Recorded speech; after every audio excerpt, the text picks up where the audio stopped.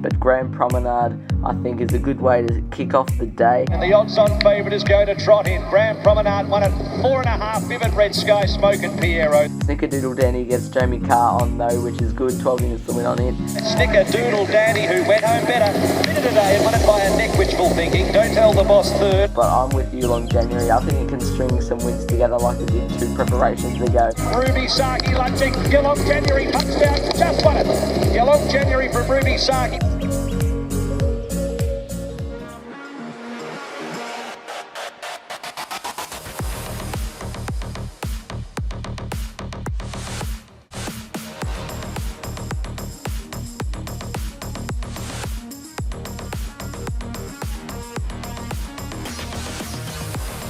Hello everyone and welcome back to another video. We're ready to rip in and tip some winners at the Sandown hillside track. A track where there's not much racing on a Saturday, so it's going to be good. The weather has been absolutely terrible, which throws another spanner in the works of trying to do the form guide. But we're going to try and tip some winners. And in this video, the return of the speed map. If you've been here from the start of my YouTube channel, we did the speed maps way back in the early days. Well, they're back now, and we're ready to go and tip some winners. So let's get on with it. Race 1 is a 2-year-old handicap over the 1,000 metres, and RANVEER is the short price favourite at $2.50, first up from a break ahead of HURTLE at $3.80. This was a recent jump out of RANVEER about 2 weeks ago at Mornington. This was on a soft 6 track, so we know now that it can probably handle the wet surface. Draws gate 4 on the weekend, should get a good run. Ben Mellum, who's riding it, is in very good form. And if it all goes to plan for RANVEER, I think it's going to be very hard to beat off the back of this piece of work. And its only career start behind Profiteer, who subsequently went on to place at Group 1 level. RANVEER on top. DUCHY of SAVOY ran really well in a Blue Diamond preview, steaming home from the back, so it's a good chance. MIMOSAS won on debut. Jamie Carr goes on, so it can't be dismissed. And HURTLE, it won well on the synthetic, but has to transfer that over to the turf. RANVEER to kick us off today. Race 2 is a benchmark 78 over the 2,400 metres. Sign Seal Deliver is the $5 favourite, along with Mr. MOOJ for Will Price, who's a $5 favourite. Now this is fully my speed map. I did this, so I think J-Rod 2 and Carry should push forward. They'll get trapped out wide on that first turn. Chuckaluck should get a good run. Sign Seal Deliver will be trapped out a bit wide also. Mr. MOOJ should get a good run, buried back on the inside. Shakespeare needs to slot in as well. This is a recent effort of Shakespeare and Chuckaluck at the Sandown hillside track. Chuckaluck wins this race with Shakespeare finishing off strong. I'm with Shakespeare on the weekend. It gets the 51.5 kilos on the weekend. It absolutely loves wet ground, and it's third up, so it'll be really fit. The only query obviously is gate 19 and it'll get back, but if it gets a good run, I think it'll be very hard to beat storming home from the back. Mr. MOOJ is another one. It handles wet ground, it gets 52.5 kilos and Will Price. Maybe it might just get stuck on the inside, but it'll be okay. Sign Seal Deliver just draws a touch wide, and Chuckaluck won that Shakespeare race, so, you know, it's got to be some sort of a chance. 20 units to win on Mr. MOOJ, 25 units to win on Shakespeare. Hopefully we can make a profit on race 2 at Sandown. Race 3 is a 3-year-old fillies benchmark 78 over the 1,300 metres, and we've got joint favourites, Quietly Discreet and RETROVAILLES, both at $6, as we can see there. The speed map, I've got RETROVAILLES getting stuck wide. I think Mr. Vinem has the ability to come across and sit outside the leader. Sensationalisation should get a good run with Bubbly Lass in the 2 wide line. Electric Bell and Sweet 16 should be getting back and powering home late over the top of them if they go too hard up front. Sweet 16 and Electric Bell are the 2 that we're having a look at here, the main 2. Anyway, Sweet 16 had to weave through the field, and it actually did a good job. Snickerdoodle Dandy finished second in this race, and Sweet 16 matched motors with it late, so that's good form. Electric Bell was ridden upside down, but back to Sandown and back to the distance should suit it.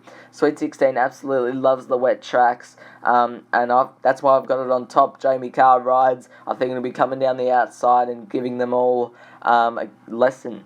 Sensationalisation will get a good run, and I think back to this grade is a good chance. Electric Bell will be running home from the back, and hopefully it can do what it did 2 starts ago for Will Price. And RETROVAILLES, look, it's a good horse, but it's drawn a touch wide. Sweet 16 is the one for me in race number 3. Race 4 is AIMEE'S benchmark 78 over the 1300 metres. The favourite isn't on this page, but it's on this page, Tantat Harmony, the wet tracker, at $6.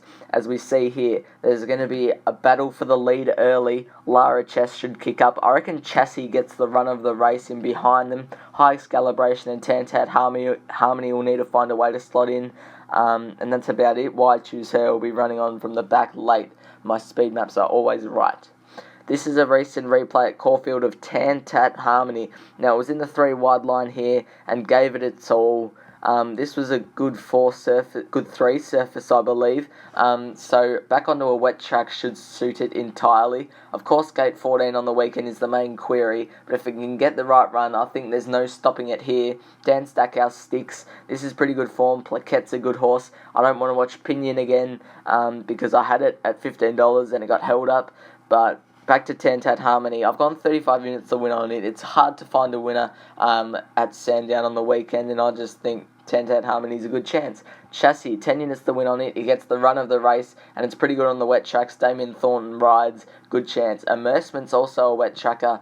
Gate 9, Mark Zara should be running on from the back, and Amy's Jewel can probably weave through the field and do something magical. But Tantat Harmony and Chassis are the 2 for me in race 4. Race 5 is an open handicap over the 1800 metres, and the favourite is Bedford at $3.10 ahead of Dr. Drill at $4.60 up the top, and Spring Choices at $5. I reckon No Effort goes to the lead here, and PACODALI will sit outside it, ideally. Dr. Drill get a cosy run. I think Pancho will get stuck out wide. Spring Choice should get a cosy run on the inside, and Bedford should be doing its best work late on the outside of horses running down the middle of the track. But this is the last start effort of PACODALI and Dr. Drill in the R.A. Lee Stakes at Group 3 level at Morphettville. Dr. Drill finishes in front of PACODALI on this occasion, but PACODALI ran really well. These horses are both hitting peak fitness now. They both have apprentices claiming on the weekend, so they get a bit of weight relief. I like PACODALI though on the weekend. He's a track and distance specialist, Sandown 1800 metres, and it'll sit outside the leader hopefully and give them all something to chase. Bedford, no excuses whatsoever. It should be running well. Spring Choice will probably get stuck on the inside, and Dr. Drill will be doing its best work late in the piece. But I think PACODALI will be in front of all those key rivals, and I think it can give them something to chase down, and hopefully at $12 it can do it.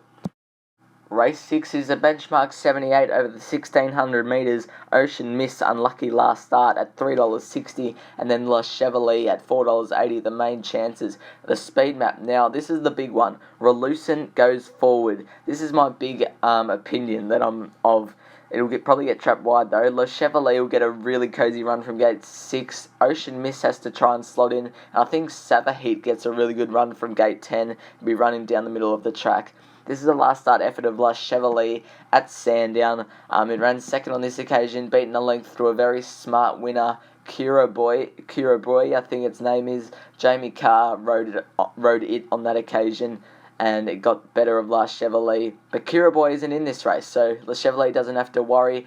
La Chevalier 2 from 3 on heavy tracks. That's a good sign. Michael Poy rode it all throughout last winter and it won, so I think La Chevalier can beat Ocean Miss. I think Ocean Miss will get a bit far back, and gate 14 will have to go back, get cover. Will it? I don't know. But La Chevalier on top. DEGRAVES is coming over from overseas, but it loves wet tracks and gets a key gear change, and TOORADIN from gate 2 should get a really cosy run up on speed. La Chevalier and Ocean Miss are the 2 for me, but I'm leaning towards La Chevalier on a heavy track. Race 7 is a 3-year-old handicap over the 1600 metres, and the favourite is Sebsong at $5, a wide open race, considering the favourite's at $5, and over on this page, SEINERS Express is at $9. I think it's going to be a very hot speed. Summer Rocker from gate 15 will probably get trapped out wide. I think Sebsong gets a cosy run, the favourite. I think SEINERS Express can slot in somewhere. Standoff will be at the back of the field. And Next Step BERRIMA should be right up there. This is the last start effort of SEINERS Express in a benchmark 64 at Geelong. Very unlucky not to win, as you can see. Held up, gets clear and just misses. I think the step up to 1600 metres is ideal. It handles the wet tracks, gets in with the 52 kilos for Will Price, and from gate 9 it should be peeling out at about the 300 metres, and powering over the top of them is how I'm seeing it unfold.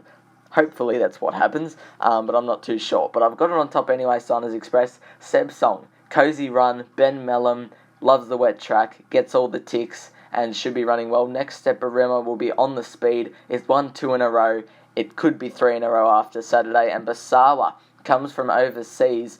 We don't know what it can do, so I've got it in there for 4th. But SEINERS Express is the way to go for me. Should have won last start.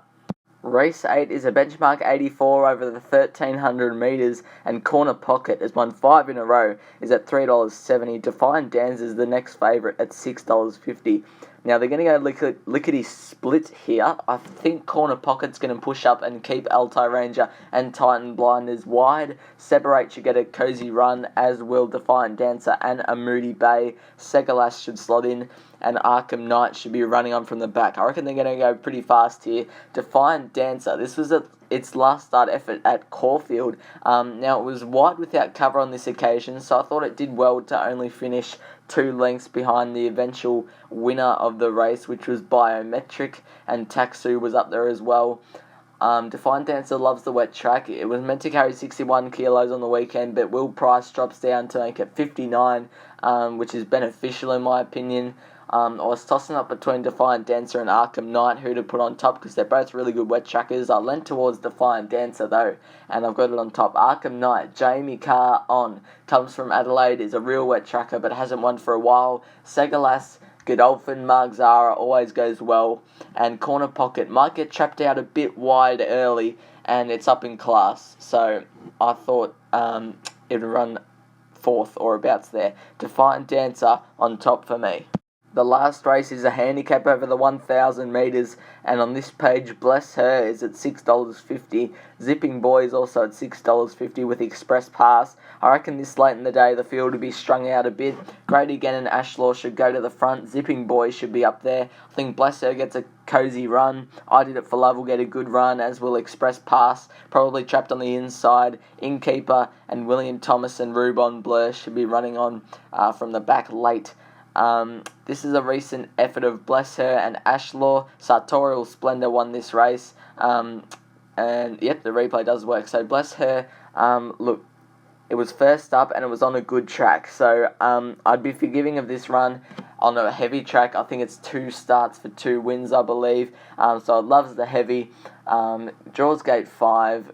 Second up should be fitter for that run, and I think it could blouse them here. Strung together a couple of wins last preparation. Maybe it can do the same again starting on Saturday. Great again will give them something to run down on speed. Gets in with 57 kilos, good horse. Zipping Boy gets in with 52 kilos, but it is up in class, so be wary. And the Innkeeper's a real wet tracker, and if it gets a good run, should be finishing strong. But Bless Her is on top for me in the last at Sandown. Hopefully it isn't too hard of a day to find a winner.